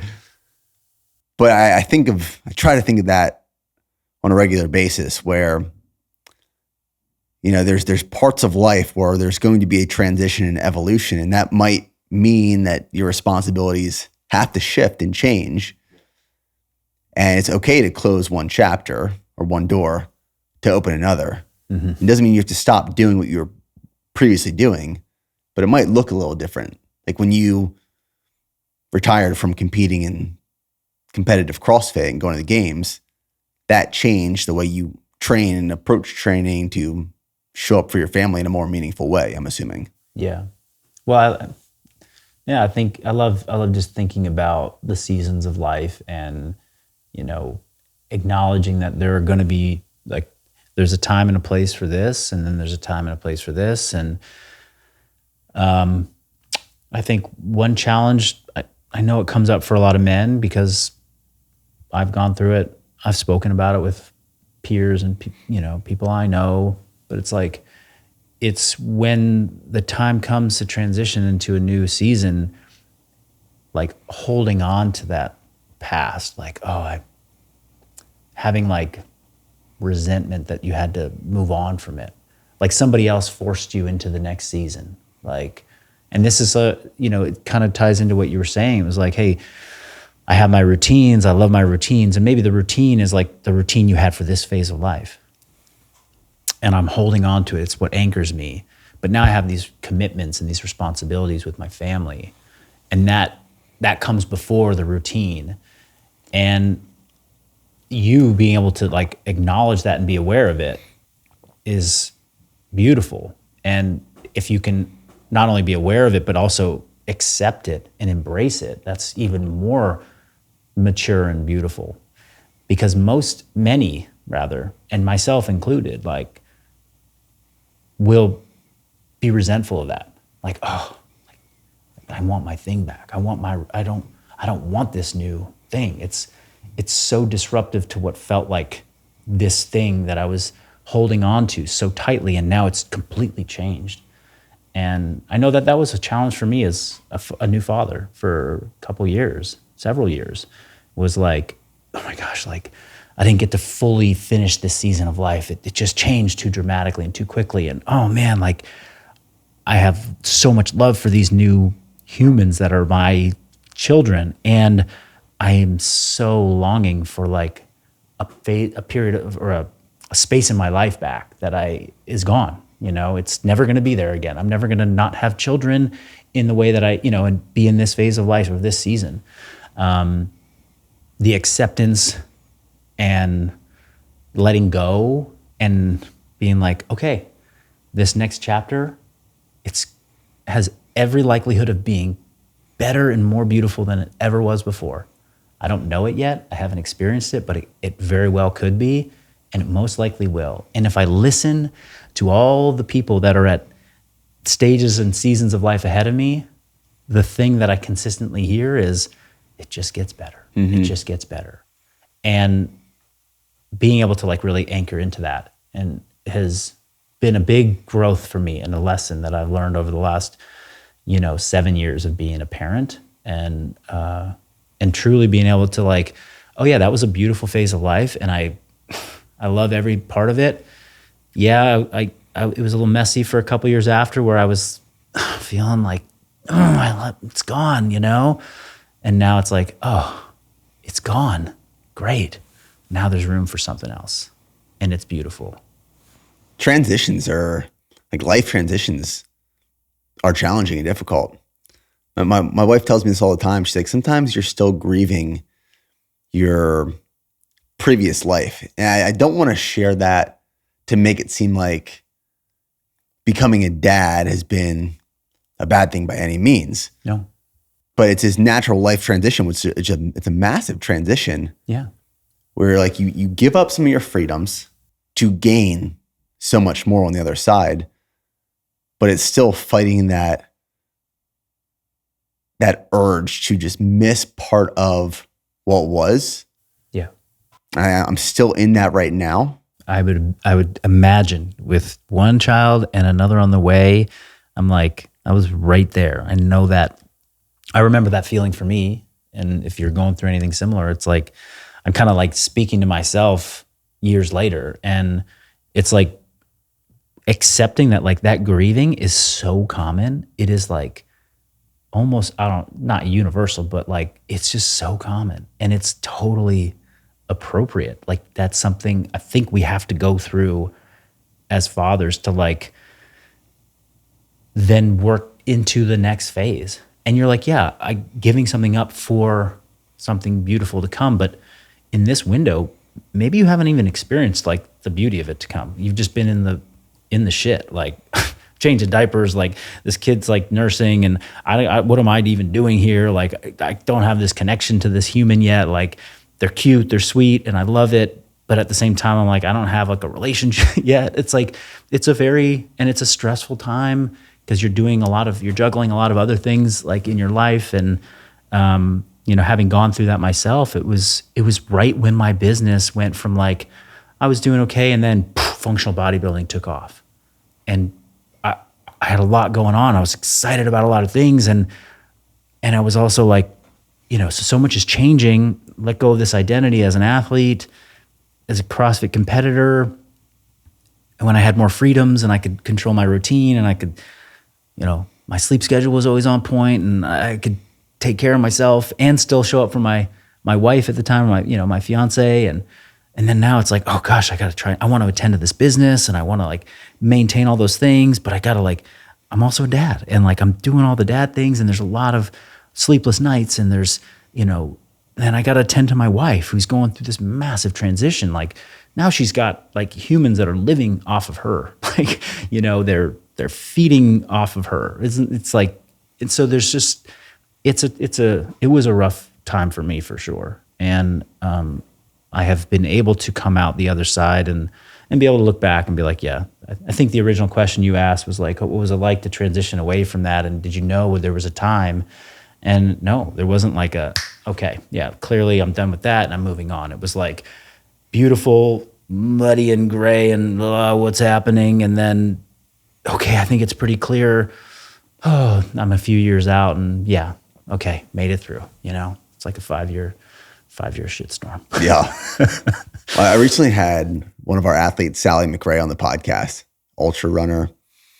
And one of the things she was talking about, as she's prepping for Western States 100 right now, that she's learned over her lifetime is that you have to be patient in your weaknesses or moments of weakness. And I think for a lot of people, myself included, who are like doers, you want to solve problems. When you identify something that's not working, you want to implement a solution right away. And it's reacting to that problem and finding a solution, just finding any solution. Mm-hmm. What I'm finding now in this next chapter of life is sometimes it's okay to not find a solution for some of these things right away, and just be patient in the weakness, be patient in the transition, and just learn and observe what's going on, and just taking your time with it, but not trying to put a Band-Aid on everything as you're just blocking and tackling. Oh my gosh. Like, this has just been the conversation for the last 2-3 days with the friends that I was with. I was like with a group of men, and this was like, big on my heart too. It's like in relationship, in business, in athletics, like I want to fix things. Like that's how I'm oriented. It's like problem, solution, let's go. Like let's address it. And there's a whole nother approach that certainly in relationship to my wife is far more impactful than like, hey, there's this problem. Okay, let's try and solve it. And I'm learning that this is impactful and powerful in all things, like from athletics to relationships to business.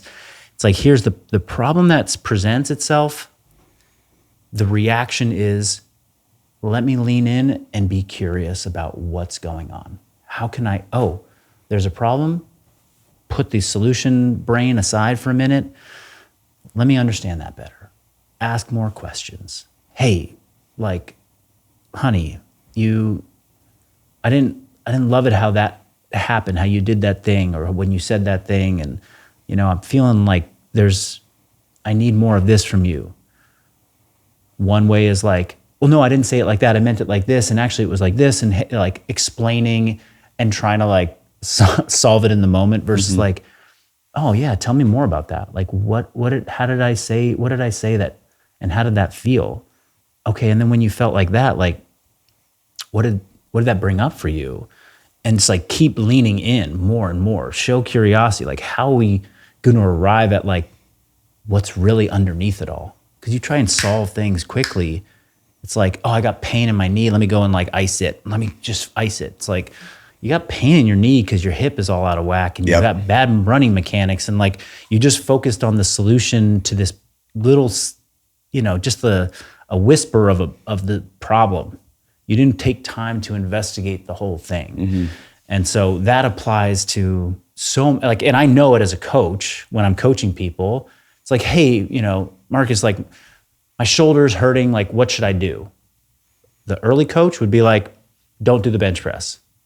The mid-level coach may start asking about like some soft tissue stuff. And the advanced coach is thinking like, hey, like what else is going on in your life? Oh, you haven't been sleeping? Oh, you've not been doing that? Oh, you've been traveling? Oh, you've been sitting at your desk longer than, like, you start to get more information, and then you're like, yeah, it's probably not your shoulder. It's probably all these other factors. Like, it comes from when you take the time and you're patient and like you lean into curiosity and digging deeper. And that could be like in just a simple conversation, or it could be over weeks or months where it's like, hey, something's going on with our social media profile and our engagement, and I don't quite know why it's not working. This is like my business hat on. It's like, okay, well, let's double down on this, and let's do this, and let's do this, and you got to, and you see no results, but you just tripled your effort. It's like, okay, let's go back to the square one. Let's start to be curious about what's happening. Let's look at the data. Let's look at the trends. Let's start to, think more critically about this before we dive into action mode. One of the things I heard you talking about when you were on Mark Bell's podcast, I think that was probably last year, is that you were at a point in your life where you were extremely stressed out, and you had like this severe back pain that was shooting down your leg. And I think, correct me if I'm wrong, you attributed the back pain to the stress you were experiencing, and it wasn't actually a back issue. in the first place. Can you talk about that a little bit? Yeah, sure.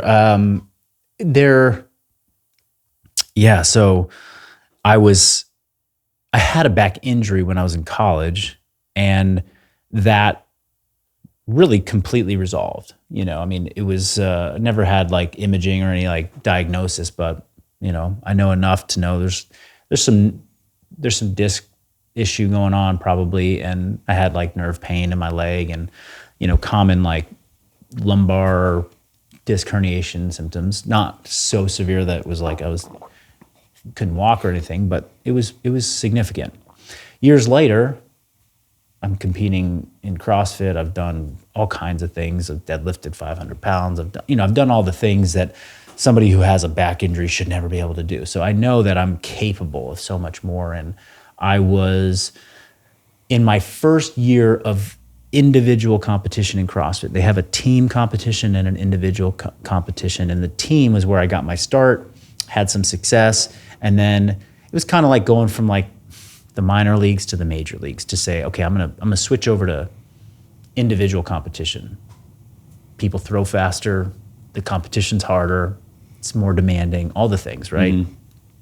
So in my first year of individual competition, like my stress load went up dramatically physically, and then also the emotional and psychological stuff that goes with like, oh gosh, I got a lot on my plate. I've got to compete against these athletes that are so much better. And, I was anxious and stressed and worried about it. And so all of this growing amount of stress, and I'm still physically capable. I'm making my, way through it, but that stress load just built and built and built. And then we did the CrossFit Open, and oh my gosh, that was so stressful. And I qualified for regionals, my first year as an individual. Okay, this is really stressful. And like a couple weeks out from competition, like my back is just like on fire. Like it feels close to as bad as it was in college when I heard it. But there wasn't anything acute? No acute, just training, stress, like nervous system's kind of ramping up and just revving super high. Right. I'm sure my HRV sucked at the time. I didn't have the data, but it was just, I wasn't in like an optimal state for good recovery, and the worry was there. And it was like to the point where I was like crying in my office. Like I'd work out and then go into the back of the gym to be like crying because it's like I'm in so much pain and like I can't do this. I can't handle the stress. I remember that day I was like crying in my office. It was like partly pain, but just more like overwhelm. Like this is too much. I'm scared. I don't think it's possible. I don't think I can do it. And I remember at that moment reaching out to my coach and just being like, via email, because that's how we mostly communicated. Maybe it was a text message, but it was like, all right, I'm quitting this season. I can't go on. Like this isn't good for me. Like it hurts too much. I don't want to let anyone down. I kind of started making all these like, I don't know, excuses, but like I was looking for an out. And, my coach said a lot of things to me in that conversation, and a lot of the right things that sort of I felt for a moment like, oh, I'm not alone in this. Somebody understands how hard this is for me. And it was almost like my nervous system had a chance to just like relax for a second. Like, oh, someone else is holding this stress with me. And we were gonna make some adjustments, but it was like, you're not quitting. Like do you really think you're gonna let people down? Like, who are those people? Go talk to them today. Ask them, hey, am I gonna let you down if if I don't do well at the competition and there was enough questions that were posed. And it got me curious, right? The curiosity, it's like, okay, like, I just need my body and my brain to just chill for a minute. And within a week, I was back feeling good. Back was not an issue. I was training hard. And within 2 weeks, regionals happened. And I qualified for my first CrossFit Games.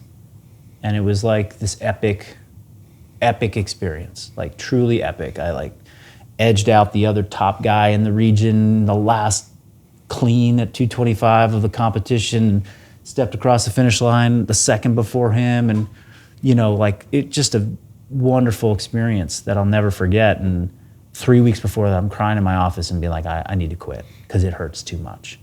And it's just like showing that there's like this, this psychosomatic connection that just is real, because our thoughts, our emotions, they impact so much of like what we experience in our body because of the dynamic nature of our nervous system. And did that back injury ever flare back up? Probably over the course of the next few years. Like, yeah.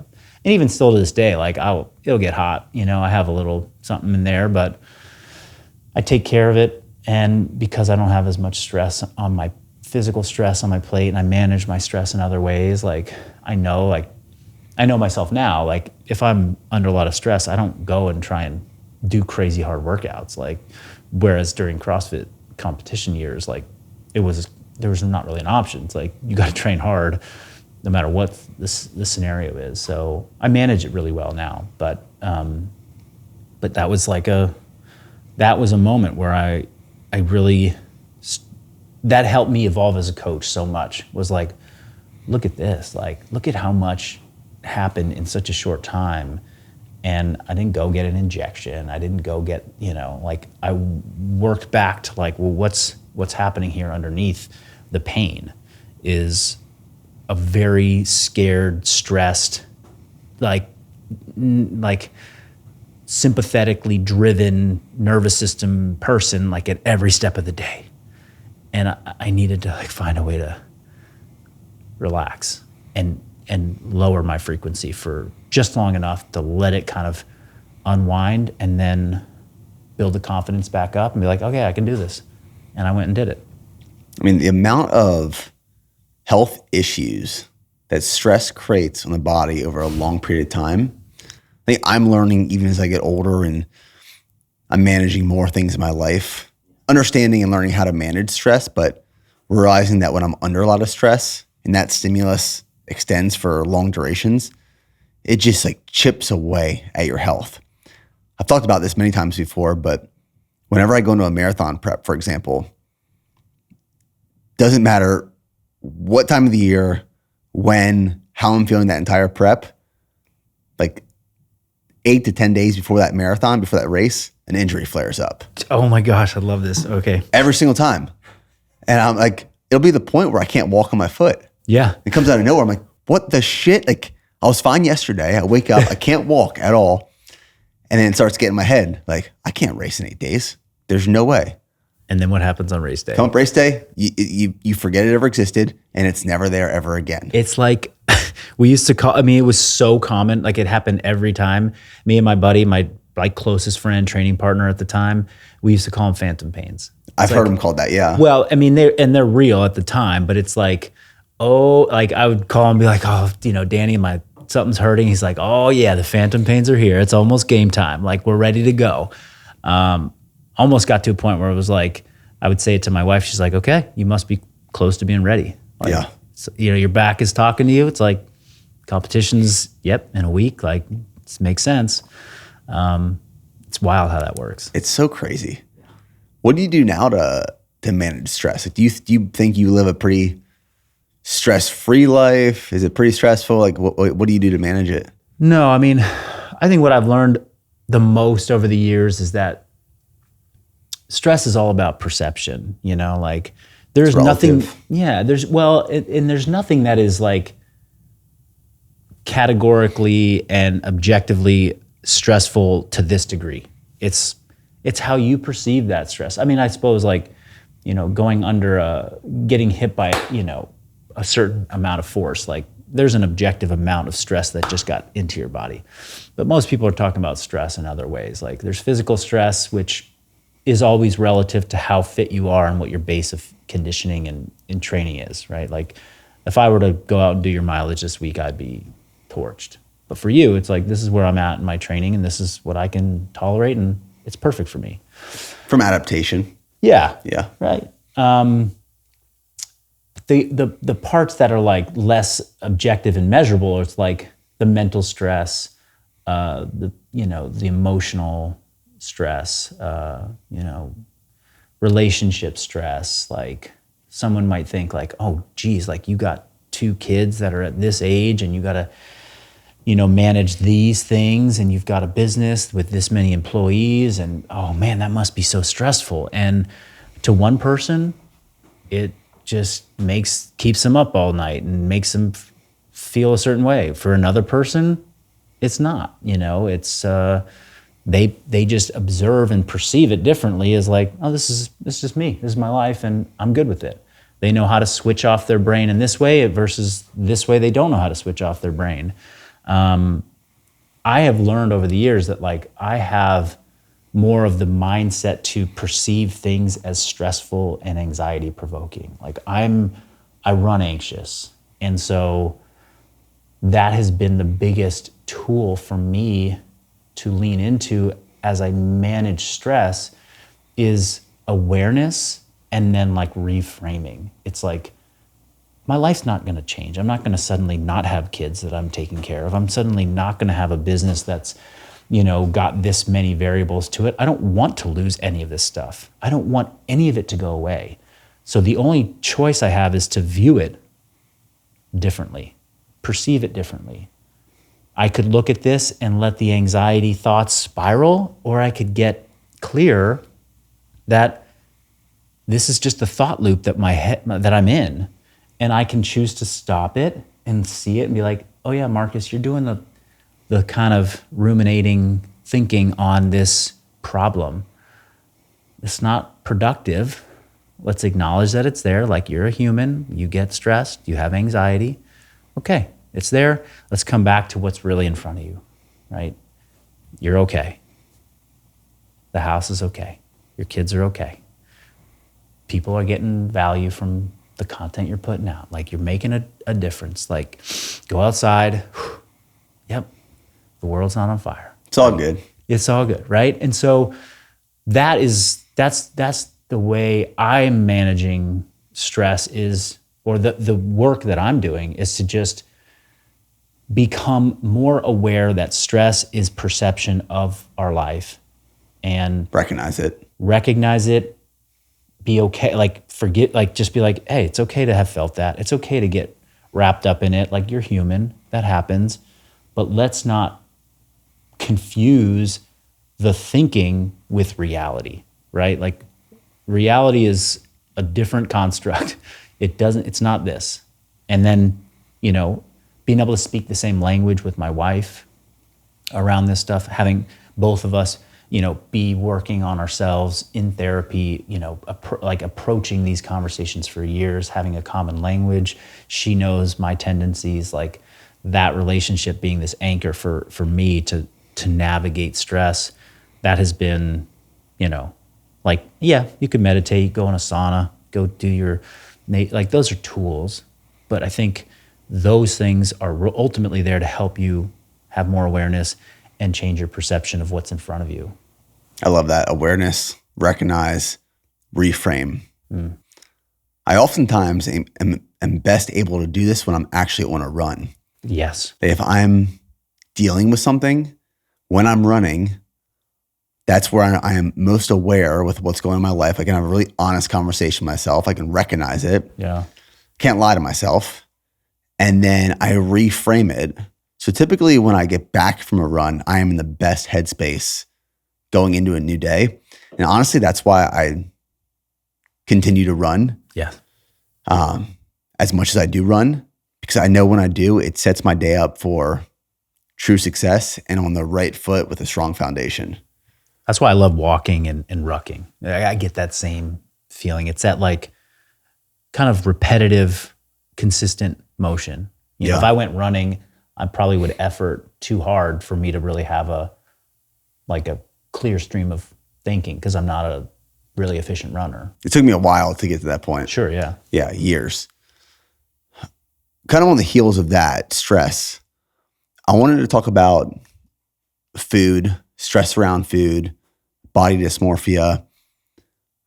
When I was younger, 14, 15 years old, I've talked about this a lot on this podcast, but I had a pretty severe eating disorder. Mm-hmm. So for years, I've been dealing with unhealthy relationships with food. Yeah. I heard you telling a story on a podcast about how when you were in college, you got objectively chubby, and one of your teammates said you were looking a little abdominis. Yeah. And that moment changed the trajectory of potentially your life, your career, relationship with fitness and food. Obviously, around that time frame, there was problems or concerns with maybe the way you were looking and affected your relationships with fitness, training, food. Do you still ever stress out about the way you look, maintaining a certain level of leanness, especially with the platform that you have and the business that you have? Does that still contribute to any stress in your life? Yeah, I'm sure you probably know the answer to this, and it's for sure. I mean, it's that's why I've been more open about it and talking about it in some of the social media platforms or content lately. Is it's been a complicated, it's 20 years. So I was 19 when that, maybe even 18 when that happened. I'm 39 now. So, it did change the way I looked at myself and food and the relationship with movement in my body for now, the better half of my life. It was partly the, objective criticism, which, it was sort of probably playful banter from him. And he didn't mean to send me down some, shame spiral about my body and change the course of my life. But it certainly, I think from that moment onward, and then the many months that followed where I made concerted efforts to change that and to get really lean and to get ripped for the first time in my life, that phase created a new awareness of my body that has lasted even to this day. There have been periods where it was healthy and really positive, and there's been some periods where it's been not so healthy and quite negative. But, and I think building more knowledge and understanding of the interplay between movement, nutrition, relationships, life, psychology, over 20 years has helped me navigate it tremendously. It's also inspired me to educate people and to help people, because it is a very pervasive and commonly held thing that we share, is the negative self-talk around people's bodies. Ask somebody, hey, have you ever looked at yourself and felt negative about what you saw? Almost universally, people say yes. There's very few people that are like, no, I've been stoked every time I've looked at myself forever. Now, there are varying degrees of that, and not everyone goes so far that they develop, disordered patterns of eating or emotional distress and psychological turmoil that might be clinically diagnosed as something. But it's common. And so, over the years, I think some big periods that were notable were college got a little bit too into this notion of deprivation, bodybuilding cut, kind of eating in a deficit for prolonged periods of time because I didn't want to not be lean anymore. I didn't want to bulk up. I was I'm attached to this look of who I am, undernourishing myself for too long, training really hard, injury happens. That was when I hurt my back. Okay, so that was a big lesson. Then there was years of getting more education around food and appreciating nourishing myself and just getting my strength and my health back and feeling great in my physical body, but then years later seeing a body that was heavier than I wanted it to be and it didn't have an aesthetic. So then how do I navigate that? How do I bridge this gap? I want to feel good, but I want to look good. I want it to align. I happened to find CrossFit. CrossFit was this kind of beautiful 7-8 year period where I just got super focused on training, and I was training so much and eating quality food because there was a big culture of eating good ingredients, getting protein, all the things. I wasn't counting macros or doing anything like that. I'd kind of said oh, I'm never going to do that again because that kind of messed me up. But it was not true. I didn't get messed up from counting calories. I got messed up from eating 1,800 calories for 9 months and training as a D1 soccer player and lifting like a maniac, right? So, but CrossFit was like this beautiful period where like I didn't have to think about it too much because I had such a high volume of training and I had such a good amount of muscle mass and I was just moving and your fire's just burning. Yeah, it was just like I was ripped and looking good and feeling good without much thought. I mean, enough thought, but not as much as most people would need to put into it. And then there were the years post, competitive sport where it's like, okay, my training volume went down. I'm struggling to like adjust to like, how do I eat to like fuel myself? But now I'm not training as much. So like, do I need as many carbs? And maybe I need to adjust some things, like rewiring my brain there. And there was like a couple years post CrossFit where I was like, man, I feel like I'm like muscular and I'm big, but like, man, I just feel big. Like I'm not like putting this to use. Like, and that started to play with my psyche too. And then there was like, COVID, where I went, like training focus changed. I started to like experiment with like intermittent fasting, which I basically put myself in another calorie deficit. And I got really lean. I got really like low-ish single-digit body fat and was training in my backyard and the sun was always shining on me and filming all this content. I remember seeing all those videos. Yeah. It was like, and then people were paying attention to me. Like Instagram followers skyrocketing and like lots of engagement. And, I'm like, oh, wow, look at this is like a tool. Like people are recognizing this and like it's good for my business. And I like the way I look. And, it's not as, in hindsight, it's like, well, that's not a sustainable like level of body fat and, body composition for a long time. But it was like, I was vibing off of it and it was feeling good and I felt great. And then kind of like the mistake I made in college where I was like, oh, I don't want to let this go. I kind of held on to it a little too long into 21 and even partly into 22 and energy levels start to drop. And I'm like, why? How do I now adjust for that? Start to feel good in my body again, feel good in my energy, and then separate that from like the objective look and the aesthetic and what people perceive me as and how I see myself. And so the last few years have been more complicated than they were in my CrossFit years. And now there's like attention, from the outside and particularly through our social media platforms and how I get education and information out there. Like I'm a coach and I know people appreciate my story and they appreciate the message and they appreciate the authenticity and the information. And a lot of people stop scrolling to click when they see a body that it looks a particular way. Like, oh, what's the play between that? And then it's just inside of myself. Like I've gotten used to a certain body and relationship to food, like making a categorical shift to that, whether it be to like try and lose a bunch of weight or gain some weight or bulk up or put on some more weight so that I'm at a healthier body composition. That's something I think a lot of people can resonate with is like making change is hard and seeing yourself in a particular way and having negative self-talk can be really damaging to like you following through with your goal. Oh, I don't like the way I look. I don't like the way I look today. I've been putting in 6 weeks of hard work, but man, I caught the wrong glimpse of myself in the mirror and I just want to like say F it and go eat a bunch of bad food. Or in my case, it's like, I want to start putting on weight. My goal was like to add 5 to 10 pounds this year, whether it meant putting on some body fat or not. I just needed to do it.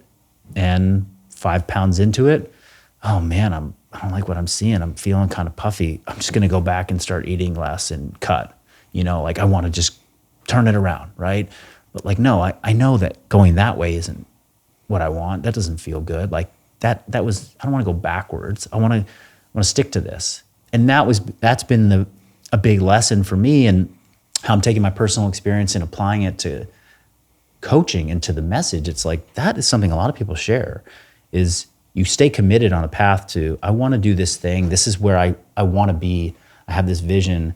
And along the way, you have this negative self-talk about your body, or you see the look in the mirror and you're like, all this hard work and look at that. Like, I don't like the way that looks. And leads to some feeling of shame and God, people must think I'm fat, or people must think I looked at bad, or just screw it all. Let me just go and binge on this food. And then that sends you down this pattern of like, I have so much shame for then binging, and now I'm just going to say F it for a whole week, and then I got to get back on the, and so I think sharing some of that with people and being like honest, like, yeah, I think maybe objectively from the outside, most people would be like, dude, you got a great physique. Like, how would you ever be like upset with what you see in the mirror? And it's like, wow, it's true. It happens. And I'm not like asking for pity or like, oh, poor Marcus. It's just, I think it's just part of the human experience that a lot of people go through in modern times, when there's a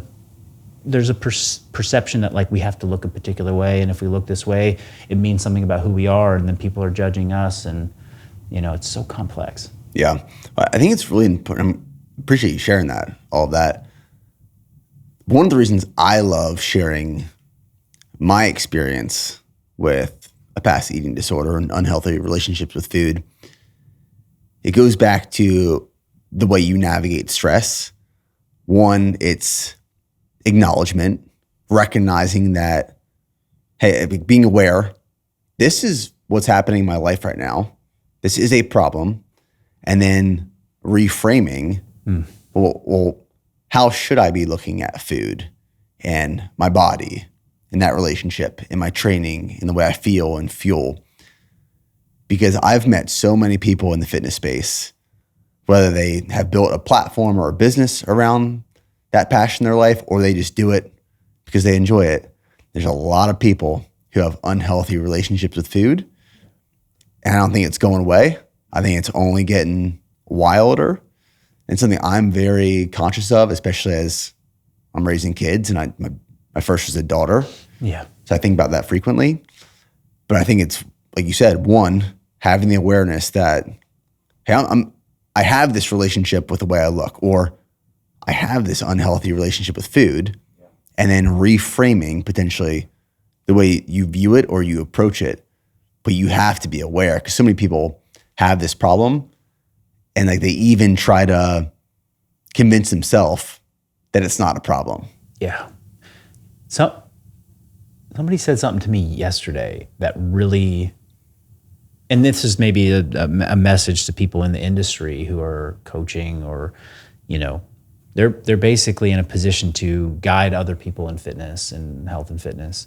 And if they've had the thought of like, people are showing up because I look a particular way, I need to be a particular way, I look a particular way physically, otherwise I won't be a respected coach. Somebody said to me yesterday, like people are showing up for your energy, your essence, you bringing a level of like enthusiasm and connection to your relationships with them.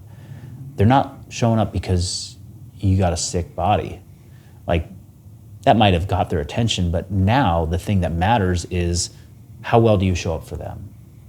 And in the pursuit of trying to like really keep like a particular aesthetic or physique or look as a trainer, I see, myself included, like people will kind of do extreme stuff to the point where they're just kind of low energy, and they're just like, okay, I look sick, but like I just kind of I'm kind of flat. I'm kind of not my full self.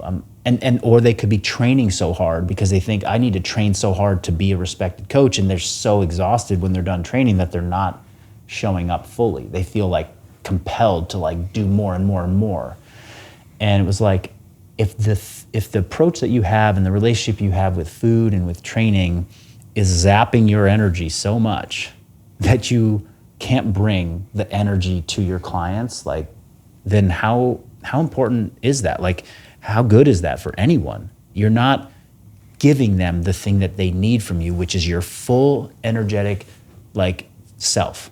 You walk into a room with them, or you show up on camera, you got to bring it. And if you're so depleted and so feeling so deprived and overextended and undercaloried and all that stuff, people are going to see it, and they're going to start to disconnect with you. And you might look amazing, but like everything you're doing else is flat and is not inspiring them.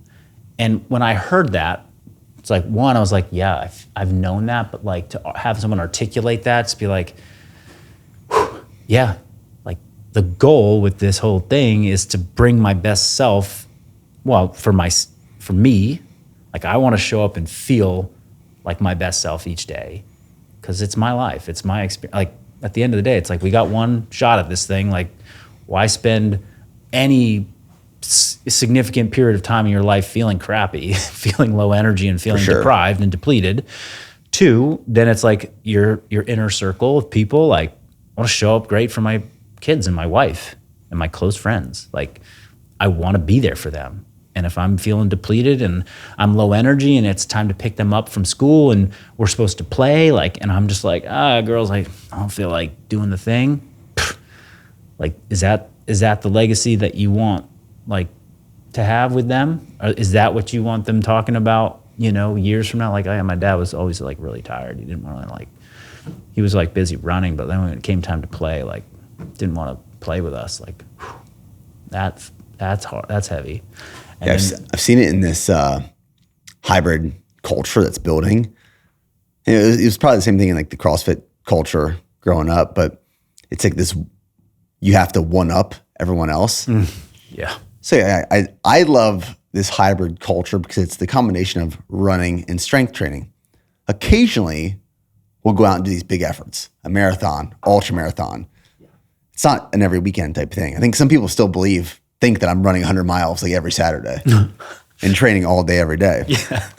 But it's like, I'm seeing this online. It's this one up thing where it's like, now I'm not just running and lifting the same day. I'm running 20 miles. I'm running 25 miles. I'm running 30 miles. I'm lifting 2 hours, 3 hours. Like, hey guys, that's not the point. The point isn't to one up and do more and like your whole day is spent training. Yeah. Yeah, there's a limit to it. And I remember going back to the podcast with Kelly Starrett, like there was a quote from it where I was like, we want people to work hard. We want them to train hard. But we don't want them to train so much that it blows up the rest of their life. It's like you keep trying to one up it. Eventually, you're going to cross a threshold where it starts to now bleed into other aspects of life and you're not bringing your best self. And we saw that in the CrossFit world for sure. It was I believe it. Everyone one-upping. There was a competition every weekend and, members were signing up for this throwdown and this throwdown and this throwdown. It was like, and they were like getting injured and just like crushed. And I was like, easy. Like, I mean, I know I'm competing 3 times a year, but like even that's too much. Like, yeah, it's like that culture of like, gotta get, one up is, it's fun to a certain point, and then it becomes kind of toxic for you and your life, and it's not worth it. And you can say that confidently in hindsight. You're like, oh, I did that. I've been there. I've kind of fallen into that trap. And some people just need to learn it by going through it. I agree. It's sometimes when someone's in it, you can't convince them otherwise. No. They have to reach red line and burnout. Mm-hmm. And they look back in hindsight, like you said, and say, oh yeah, that was not the smartest idea. But like, yeah, sometimes you just got to let people run the course. Mm-hmm. And when they get to the other side, they'll quickly realize it doesn't always work. This ain't it. Well, Marcus, man, I appreciate it. This was a great conversation. Likewise, Nick. This has been so fun. Sometimes I sit down with people. Like, I mean, we've talked 4 minutes before we start recording this.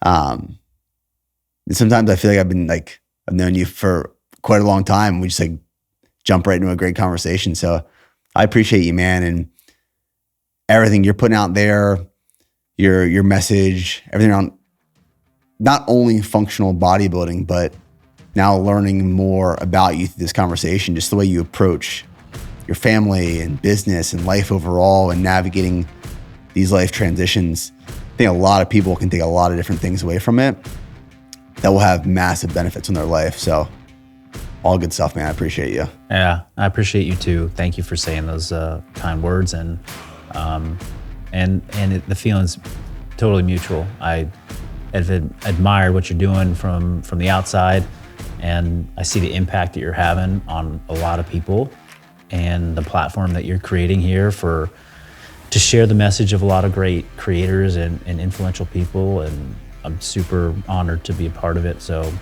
and to get to meet you in person and to just, feel this energy in here. So thank you. Well, thanks, man.